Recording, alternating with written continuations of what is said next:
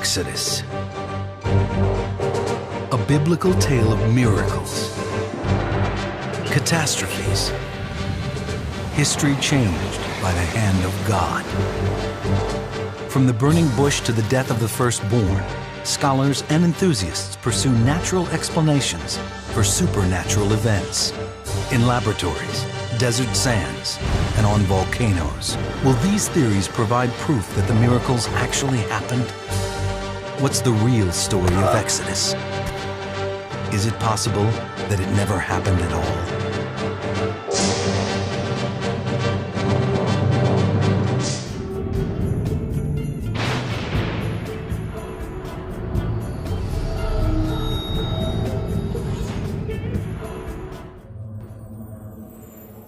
Exodus, a 3,000-year-old biblical story of terrible plagues, the parting of the Red Sea, the Israelites freed from slavery in Egypt. The book of Exodus is central to Judaism, Christianity, and Islam, the faith of billions. A story endlessly retold around ancient campfires, in sacred texts, and on film. The question is, did Exodus really happen as the Old Testament describes? I believe the events recorded in the book of Exodus are true events. There is no scientific proof for the story of the Exodus. I don't have proof, but I do have evidence. The stakes are high. The conflict over lands in the Middle East can be traced all the way back to the Old Testament. For centuries, the epic events of Exodus have driven people to search for explanations, for evidence. Scientists and enthusiasts have attempted to decipher miracles using techniques from the traditional to the bizarre. But the evidence remains tantalizingly slim. Ruins unearthed in Egypt reveal that ancestors of the Israelites may have lived there before the time of Exodus. Then an Egyptian engraving from 1207 BC placed the Israelites in Canaan, present-day Israel. What happened in between is unclear, except in the Old Testament. 3,000 years ago, Egypt is at the height of its power. Pharaoh has enslaved the Israelites. Now they must build Egypt's cities and great monuments. He fears the growing Israelite population. He decrees that their firstborn sons shall be put to death. A desperate mother tries to save her child. Adrift in the river, the infant is rescued by Pharaoh's daughter. The child is named Moses and grows up in the royal household. One day, Moses defends a slave from a vicious beating by killing his overseer. Now, he must flee for his life. Years pass. And then, alone in the desert, he witnesses a wondrous event. A bush burns but is not consumed. From the bush comes the voice of God. God commands Moses to confront Pharaoh and demand freedom for the slaves.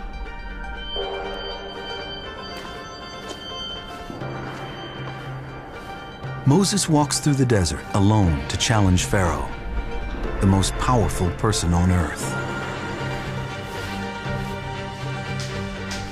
Moses demands freedom for his people. Pharaoh says no. In response, the God of the Israelites unleashes an apocalypse of natural disasters and disease upon the Egyptians. To save Egypt, Pharaoh is forced to free the slaves. God guides the Israelites out of Egypt, parting the Red Sea, raining manna from heaven and delivering them to the Promised Land, changing the course of history. Could this ancient epic be historically accurate? Could these miracles be real? There is a long tradition of investigators searching for scientific explanations for biblical miracles. Cambridge physicist Colin Humphrey is among them. He thinks he can demystify the burning bush. The Bible describes Moses as seeing a bush that was burning and the bush wasn't consumed. So there must have been some external source of energy. I have a theory this might have been due to a natural gas leak underneath the burning bush, because we know natural gas is common in the Middle East.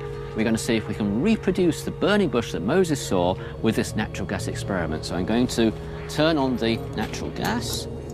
Humphreys begins the demonstration. Starter button here, and you see the flames have lit up of the barbecue, and they're leaping through the bush already. The most common bush in the desert is the acacia bush, and we know that if you burn an acacia bush, you get charcoal. Rather than crumbling, charcoal retains its shape. So this is really good. Even though the flames are leaping around it, the branches are still keeping their shape. I think they're gradually turning to charcoal. And so if this bush turns to charcoal when you burn it, then it retains its shape for a long time. And so I believe that was the burning bush that Moses saw. So we've reproduced scientifically what Moses may have seen. Plausible, perhaps, but hardly proof.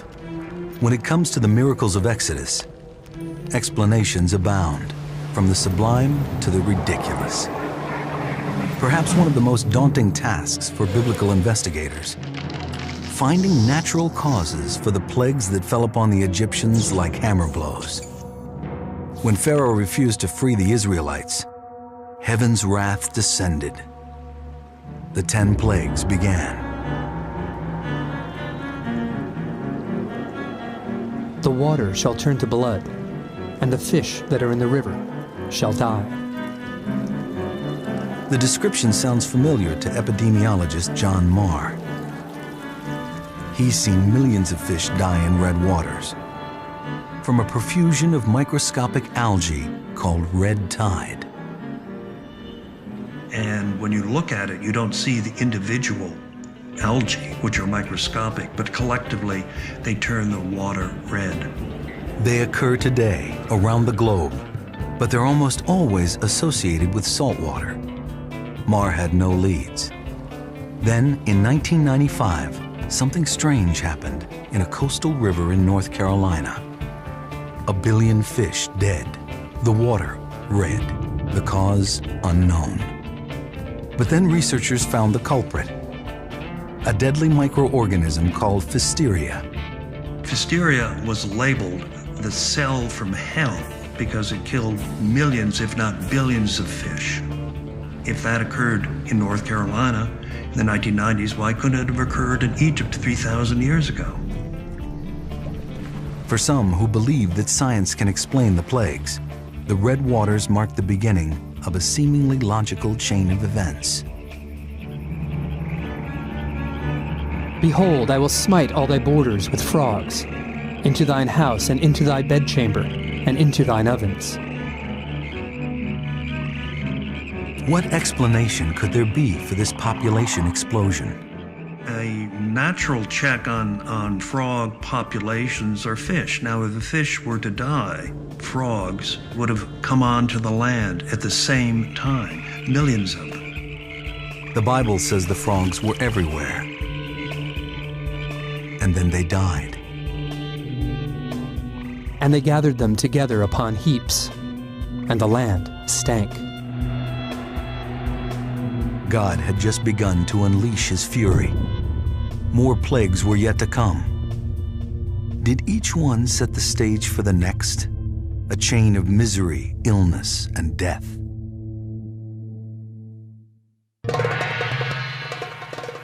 A red Nile, leading to the death of fish and frogs, did not convince Pharaoh to free the Israelites. It was a decision he would live to regret. And then outbreaks of insects descended on the Egyptians. The first of the insect plagues was lice. They infested man and beasts. All of the dust of the land became lice throughout all the land of Egypt, lice in man and in beast. But something is wrong here. No one species of lice attacks both humans and animals, and two simultaneous outbreaks would be unlikely. In biblical times, the word for lice described any tiny blood-sucking insect. What tiny insect, as small as lice, feeds on both humans and animals? For entomologist Jeff Lockwood, one particular insect stands out. A biting midge. These guys, Culicoides. Culicoides are blood feeders. Their mouth parts are like tiny swords that slice open the tissue and cause a pool of blood that they feed on. Thousands and thousands, millions of these would have driven the Egyptians absolutely crazy.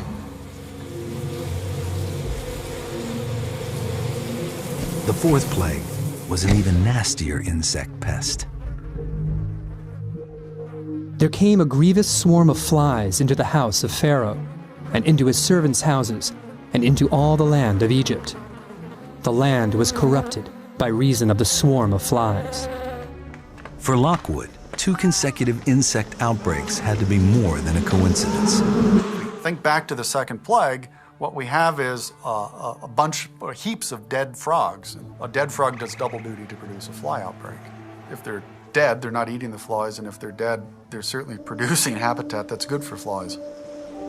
In this scenario, red toxic water could have led to dead fish and frogs, whose rotting bodies bred hordes of insects. And then the Egyptians watched their livestock die all around them. Cattle, horses, camels, oxen, and sheep all were destroyed. There is no disease or very few diseases that could afflict all those livestock simultaneously, so we have to look for some common cause. If it's not a common disease, we suspect that it's a common carrier of disease.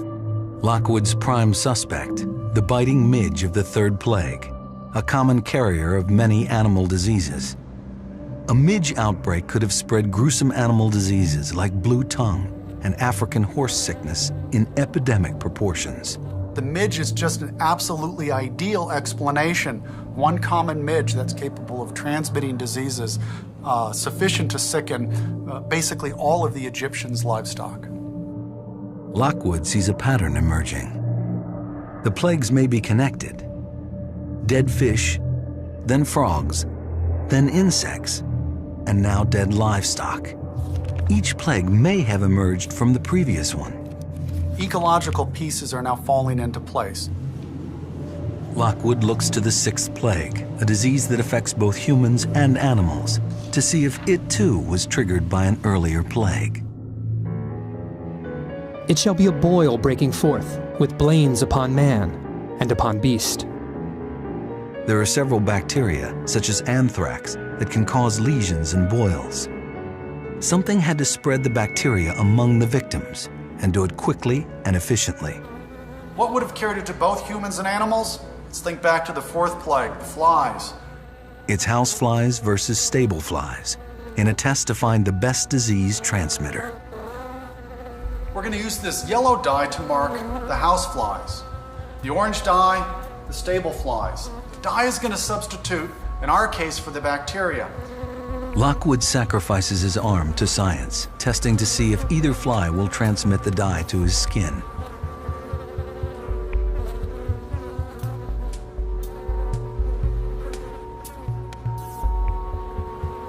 In moments, the first stable fly attacks. Yep, he's starting to feed there. Ooh.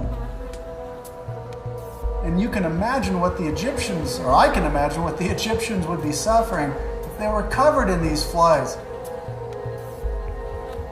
The stable flies leave the most powder and break the skin.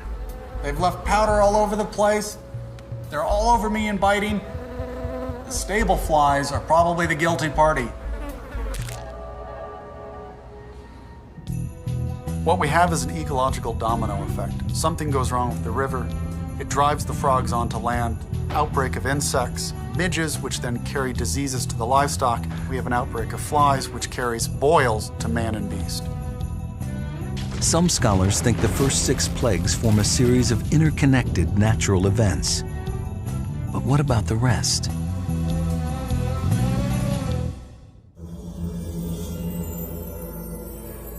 At this point in the story, God had severely punished Egypt. Still, Pharaoh refused to free the slaves. God was not done.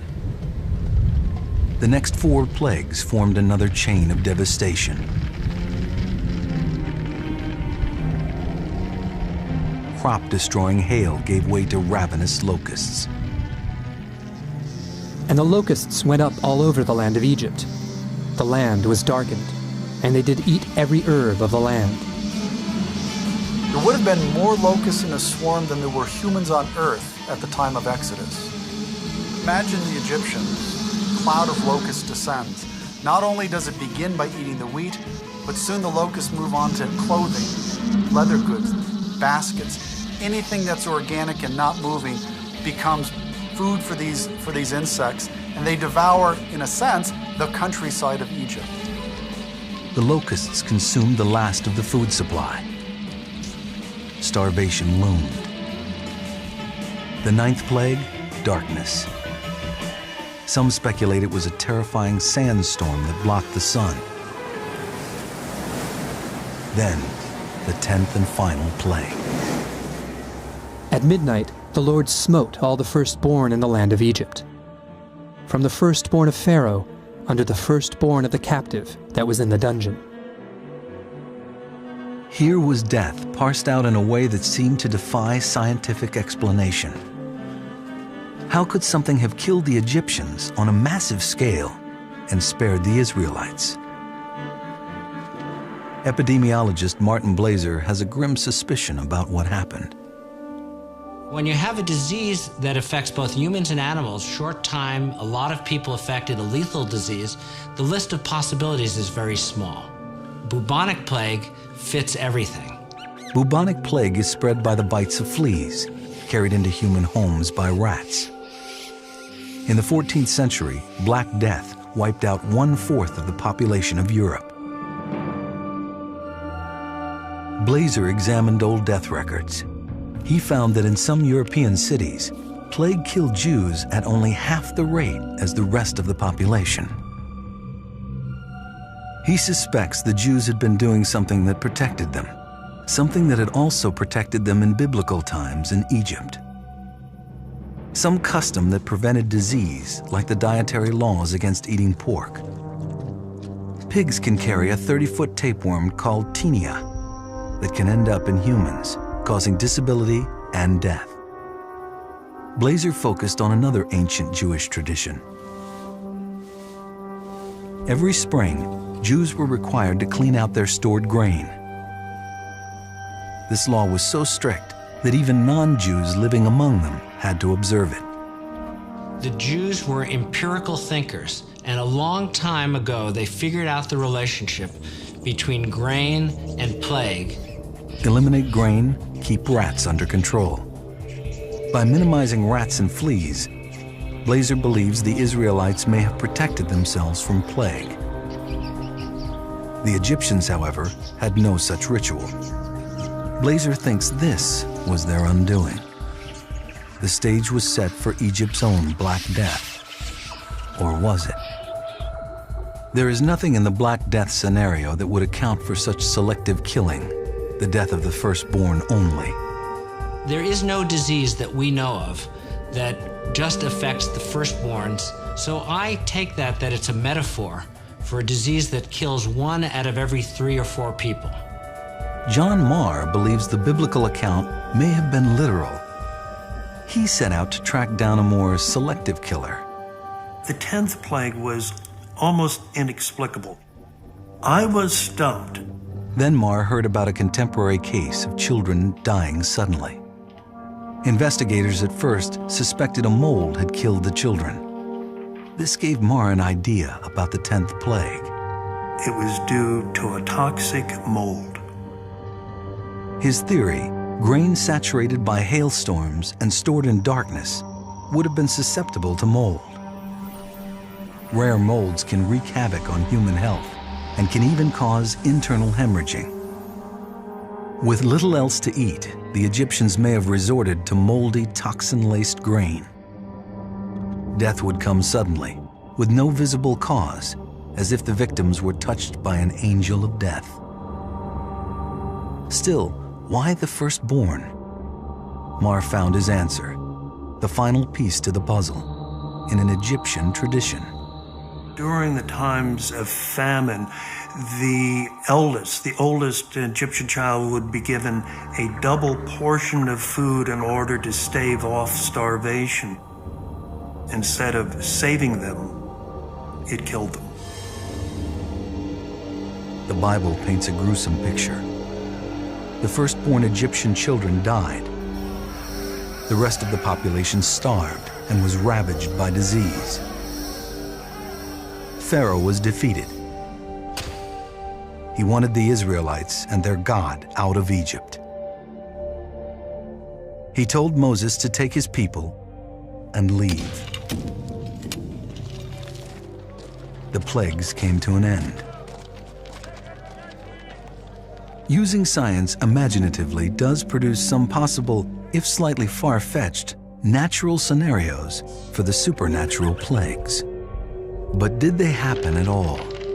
Why do Egyptian sources never mention them? Could something else have weakened Egypt? Something that might have encouraged an exodus? On this point, the Egyptians are not silent at all. They say that death came from across the seas.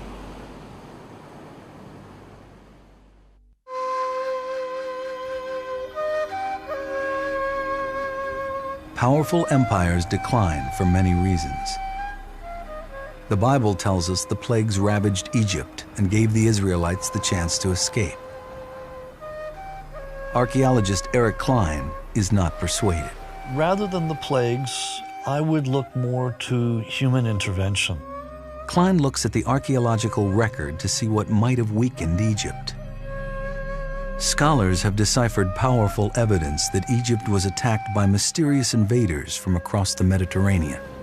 They call them the Sea Peoples.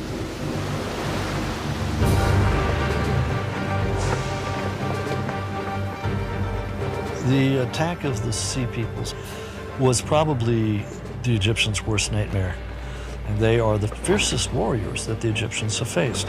And the Egyptians tell us that everybody went down in the face of these Sea Peoples. Only the Egyptians were able to stand, and even that was a Pyrrhic victory because the Egyptians were so weakened that they were never the same ever again. Although the Egyptians never mentioned the plagues, they did document these attacks in pictographs on the mortuary temple of Ramses III. Archaeological finds match these writings. I see no need for divine intervention when human intervention can explain it just as well, if not better. Weakened by these attacks, Egypt might have lost control of the Israelites. But did they flee? If so, where is the evidence? For that, we need to retrace the steps of their escape. The Bible says that 600,000 men and their families traveled through the desert for 40 years. Archaeologists would expect to find traces of such a large group. If the biblical numbers are correct and you've got 2.5 million people wandering around for 40 years, I would want to find entire landscapes denuded. I'd want to find hundreds of sheep and goat carcasses, the bones. I mean, even if they didn't ask for directions, wandering for 40 years, there would be something.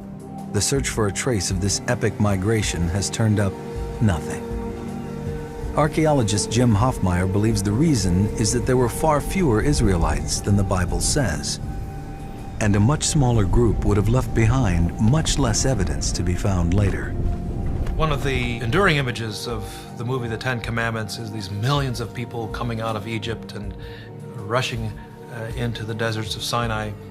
Hoffmeyer attributes this misleading image to a misunderstanding of the Hebrew word Aleph. The Bible says the number of men with their families who left Egypt is 600 Aleph.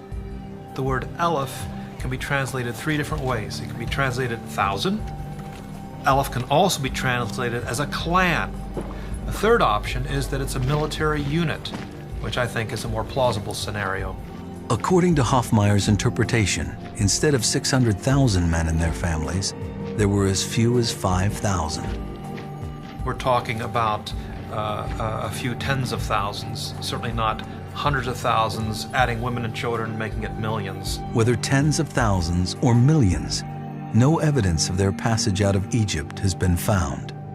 The Israelites were trying to get out of there as fast as they could. They weren't carving monuments along the way saying, "Follow our trail." That rapid movement of people is not going to leave the kind of tangible archaeological evidence that one might expect.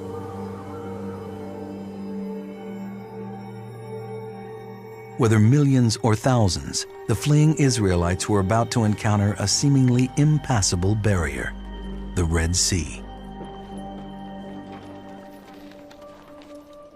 Pharaoh had changed his mind about letting the Israelites go.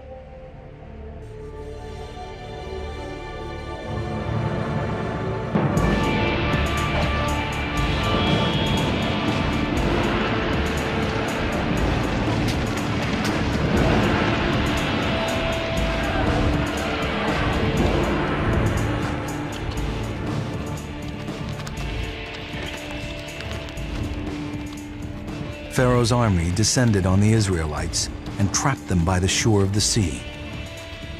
Across the waters was freedom, but they had no way to get there.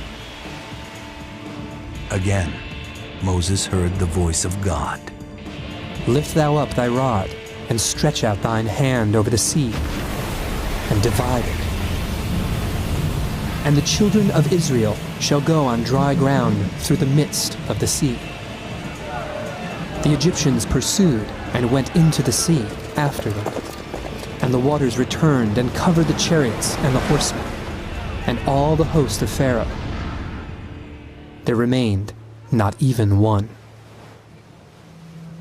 There may be no image of God's intervention in the affairs of man more powerful than this one. Could it have happened? Perhaps more than any other miracle in the Old Testament, the parting of the Red Sea has intrigued scientists. Back in Cambridge, Colin Humphreys thinks he knows how the Red Sea parted. I believe the parting of the Red Sea occurred as described in the Bible, and I believe there's a natural explanation of how it happened. And we've set up an experiment here to show how this works. The Bible says that Moses stretched out his hand over the Red Sea, and a strong east wind forced the waters of the Red Sea back. The Israelites went across with water on their right-hand side and their left-hand side, and they walked across on dry land. The biblical description of the parting of the Red Sea is just a very precise description of a mechanism called wind set-down. Wind set-down occurs when a strong, steady wind literally blows water aside. If there's a ridge of land in the water, it can expose that ridge of land. Sometimes new theories require unconventional experiments. This is the parting of the Red Sea experiment. This leaf blower represents the strong east wind which blew the Red Sea back. This water trough represents the Red Sea itself, and these stones represent the land bridge that the Israelites crossed. Let's see if it works.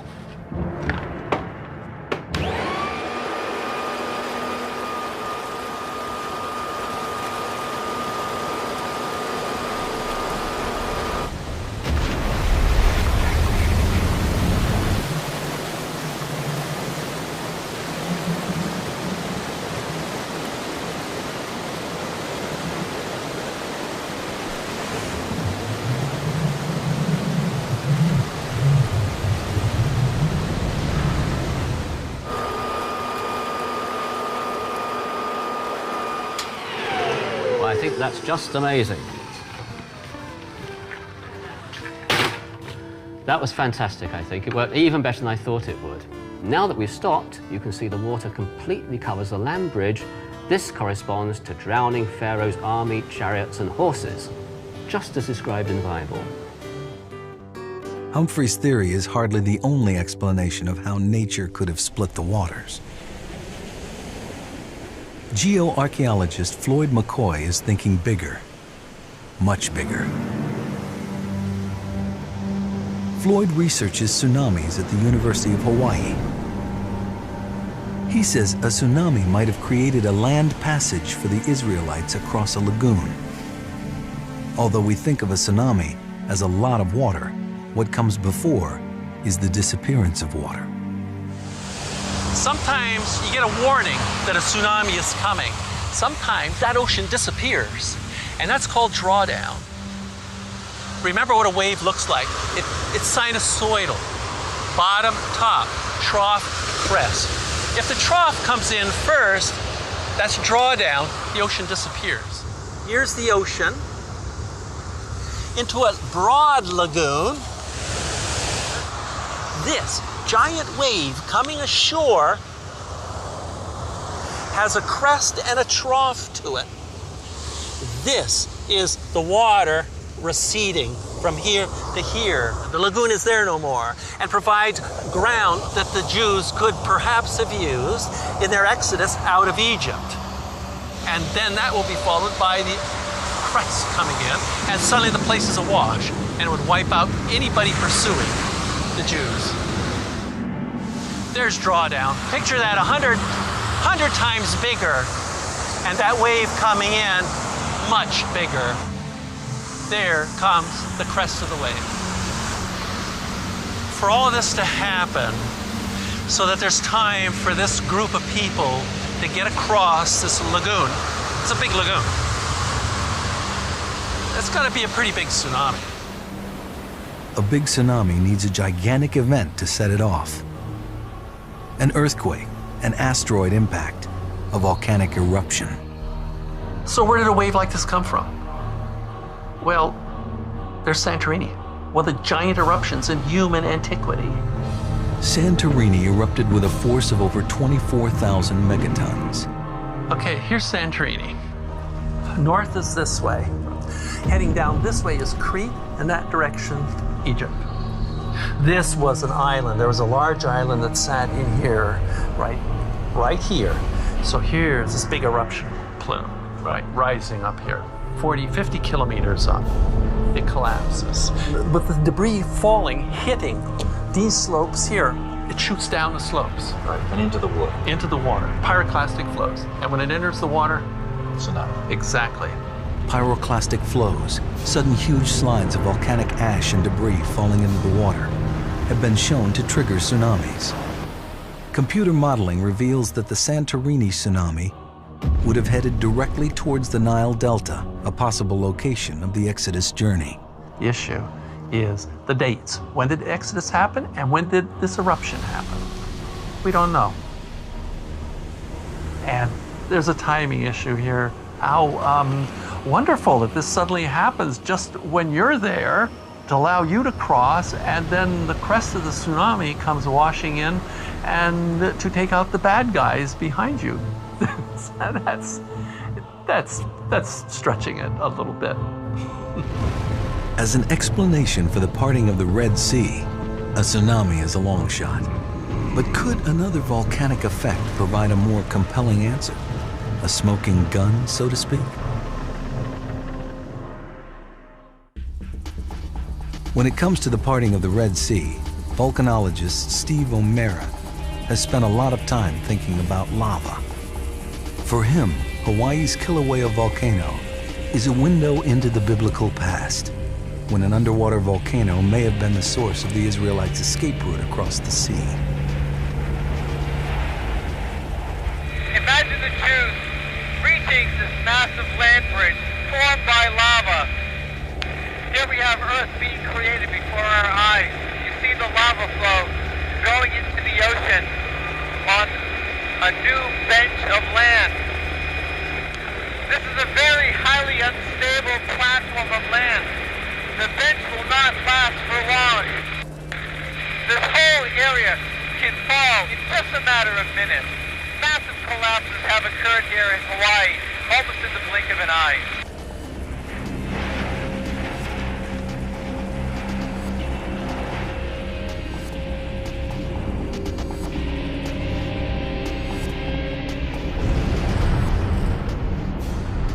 The Red Sea forms part of the Great African Rift System. The entire region has an explosive volcanic history. Although we're seeing a very small lava flow, you have to, in your mind, scale this up to a massive volcanic eruption 3,200 years ago. It enters the water boils, it disappears. It's enough to choke valleys and cause land bridges. In O'Mara's scenario, an underwater eruption could have created a temporary, unstable lava bridge. The surface layer of lava cools quickly when it hits the water. The Israelites could have crossed over this new land. But what's amazing about this lava, even though it's so hot that I have to keep walking away right at this moment, that if I'd had to and save my life, I could walk over this lava in 10 minutes. This new, unsupported land could have quickly disintegrated. And then, when the Egyptians were on their chariots, sorry, it's very hot. I'm sorry. Oh, the Egyptians were in the chariots and they tried to cross the same bed. The lava gave way. The collapse of this land bridge would have plunged Pharaoh's army into the sea. It makes sense. Volcano is the only thing that makes sense. The Bible is just filled with volcanic references, and especially in Exodus, from the plagues to the parting of the Red Sea and seeing pillars of fire and mountains quaking and the voice of God and burning bushes, all of this, just in Exodus. Just imagine, you come up here and you see this, and you are not a scientist. There were no scientists back then. Listen to it. It's talking to you. It's written in the Bible. God says, I am the rock. There you are. If a volcano, a tsunami, or a gale force wind saved the Israelites, it would still have required miraculous timing, and it still left no evidence. For some who read the Bible as the literal Word of God, the lack of evidence could simply mean we've been looking in the wrong place. They point out that there is no agreement on the route the Israelites took out of Egypt. The Bible's description of the journey is vague. God led the people about through the way of the wilderness of the Red Sea. It does state the Israelites started in Egypt and ended up in Canaan, present-day Israel. Different theories about how the Israelites crossed the sea require different routes. Wind set down requires a shallow body of water. Colin Humphreys proposes a route across central Sinai. The tsunami theory only makes sense if the Israelites took the northern route along the coast. The lava bridge could have formed across the Red Sea at the Gulf of Aqaba, the most likely place for volcanic activity in the region. If there are clues hidden in the desert, it would help to pin down the Israelites' route. Jim Hoffmeyer believes most researchers are looking in the wrong place because something got lost in the translation.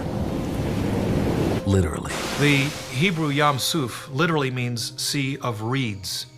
When the Greek translators took the Hebrew Yam Suf and translated it into Greek, they translated it as Red Sea instead of Reed Sea. So we've been stuck with a faulty translation for over 2,000 years. Finding this Reed Sea is no easy task. The Nile Delta was a very different place 3,000 years ago. Sea has become land and land sea. Marshes have dried to desert. New cities and farms are now erasing history. But geologist Steve Mosier has discovered a window into the past. The best tool that we have for looking at the ground in ages past is imagery from the 1960s. Recently, the government declassified spy satellite imagery. So these negatives were shot back in the Cold War era. These high-resolution images taken to spy on the Egyptian army in the 1960s show the desert before the recent onslaught of development. Stripped of its modern veneer, the undisturbed land reveals its secrets. The dark areas suggest the locations of ancient bodies of water. One of them could have been the Sea of Reeds. To confirm his suspicions, Mosier tests soil samples from the area. I want to try to figure out, by looking at the texture and looking at the fossil content, the shells that are in it, what kind of environment was. Was it a swamp? Was it a stream? Was it a lake bed? Or was it some kind of a marine lagoon? Mosier has been collaborating with Jim Hoffmeyer. From the satellite photos and the soil tests, they discovered traces of an ancient body of water called Lake Bala. Hoffmeyer suspects this is the Bible's Sea of Reeds. This is our Balach, our Yam Suf, our hypothetical Yam Suf. All in here is all this dark area. The lake itself may not be any older than 5,000 years. Well, that's old enough for our purposes. Sure. Although Hoffmeyer has unearthed the remains of 2 Egyptian forts near this lake bed, he has found no Israelite artifacts. Is it conceivable that 3,000 years later, evidence remains hidden in the desert? Most archaeologists think not. But one man thinks he has found something, a sort of holy grail of Exodus archaeology, evidence of Pharaoh's army, and miracles showered down upon the Israelites.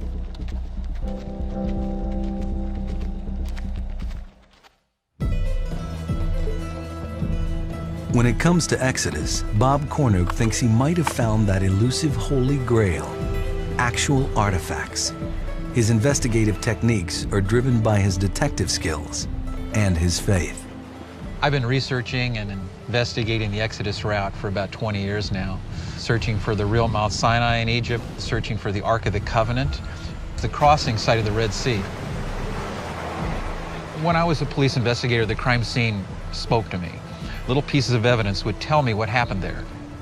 And now I look at the Bible and try to figure out what happened thousands of years ago at the dawn of history. And based on the evidence that I've seen, I believe that it happened exactly as the Bible said.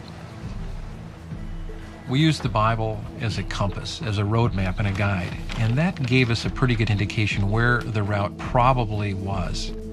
Like the investigators before him, Cornuke has his own idea about the route the Israelites traveled. Along the wide beach of the Sinai Peninsula to here, turning back, and then crossing right here. God says in Isaiah 51, I will build you a roadway through the sea. That's another clue. Right here at this location, there was an underwater land bridge that went right through the sea. These are shots of ships that have gone aground out there. Cornuke believes the shallow reefs here are the most likely place for the waters to have parted. And this is the beach. I took a picture of where they would have been on the shore.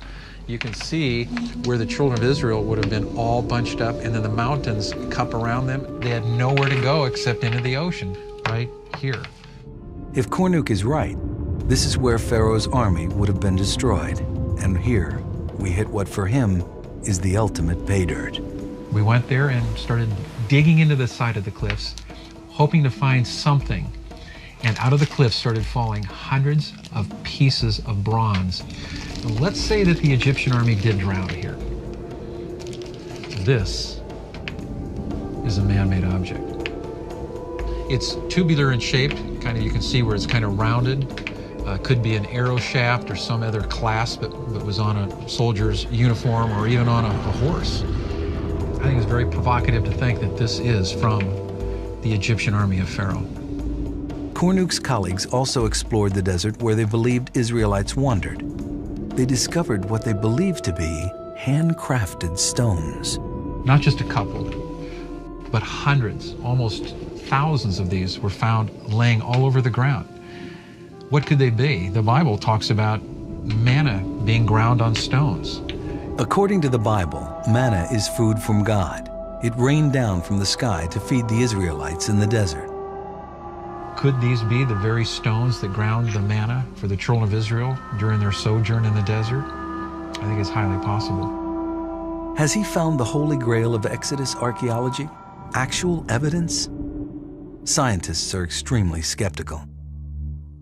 Cornuke hasn't released these finds to the larger scientific community, so there's no way to judge his assertions. Kara Cooney, an expert on ancient Egypt, has seen extraordinary claims come and go. I don't think there's much validity to people finding a piece of bronze in the Red Sea and then claiming this is the piece of bronze that, or a piece of bronze that came from Pharaoh's army during the Exodus when they were wiped away. How are you going to test that bronze? It's not an organic piece of material. How are you going to date it? How are you going to tie it to Ramses' army?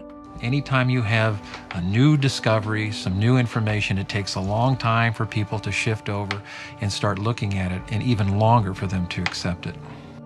If anybody actually found Pharaoh's army or bits and pieces of an Israelite encampment, it would be front page news across the world. The fact is, not a single artifact has been found that could be definitively linked to the biblical Exodus. If the parting sea, the burning bush, the plagues did happen, they appear to have left no traces. There's no way to confirm even that the Israelites were slaves in Egypt. There is only one source for the story of Exodus: the Bible. For many scholars, the silence of the Egyptian sources is telling. I want 2 or 3 separate sources before I will believe what any one source says. And frankly, there is no Egyptian written text saying anything about the Exodus. Some argue that the Egyptians simply wouldn't record such an epic embarrassment. I wouldn't expect Ramses to, in any historical records, to say, oh, by the way, I let these Hebrew slaves get away because I was having some troubles. Perhaps not on monuments for public display, but the Egyptians were meticulous bureaucrats and did keep unflattering paperwork. You do have Egyptian documentation of bad things happening, of civil war, of unrest, of foreign incursion, of people coming in and taking Egypt over, and yet you have no evidence for this massive upheaval of the Pharaoh and the destruction of his entire army. You would expect to find that.